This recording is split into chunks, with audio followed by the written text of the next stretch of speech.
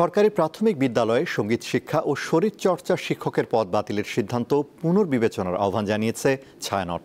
রাজধানীতে আজ সংগঠনটির ভবনের সামনে গানে গানে এই আহ্বান জানানো হয়। ছায়ানট জানায়, শিশুদের শারীরিক ও মানসিক বিকাশের জন্য সঙ্গীত শিক্ষা ও শরীরচর্চা অপরিহার্য।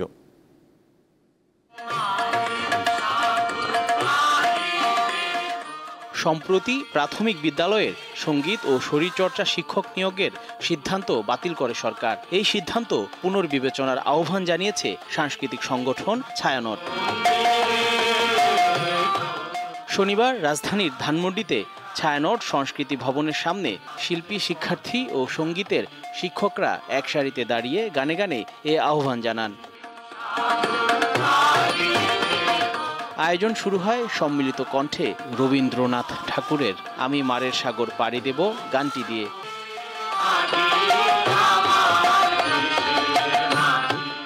এরপর কাজী নজরুল ইসলামের ও ভাই খাঁটি সোনার চেয়েও খাঁটি, আমার দেশের মাটি, লালন গীতি, এমন মানব জনম আর কি হবে গাওয়া হয়।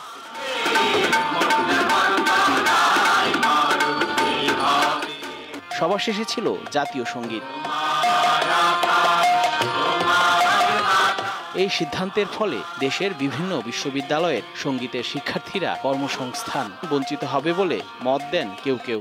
এতগুলো বিশ্ববিদ্যালয়ে এতগুলো ছাত্রছাত্রী যদি শিক্ষকতাই না করতে পারে, তাহলে আমাদের কর্মসংস্থানটা কোথায় হবে? যেখানে আমার শিক্ষকদেরকে নিয়ে বলছে যে ওদের ওই পদটা আর বহাল থাকবে না, এটা তো আমার পক্ষে সম্ভব না মানা। এটার জন্য অবশ্যই আমার রাস্তায় নামতে হবে, আমি ওইটা নাম।